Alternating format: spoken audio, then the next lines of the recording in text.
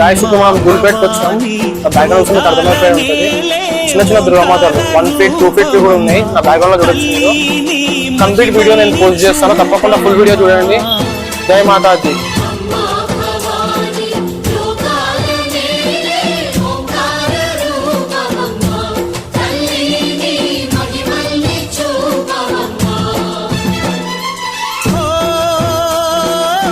సృష్టికే దీపమా, శక్తికే మూలమా, సింహరథమే నీదమ్మా. అమ్మ దుర్గమ్మ భక్తులను దీవించుమా.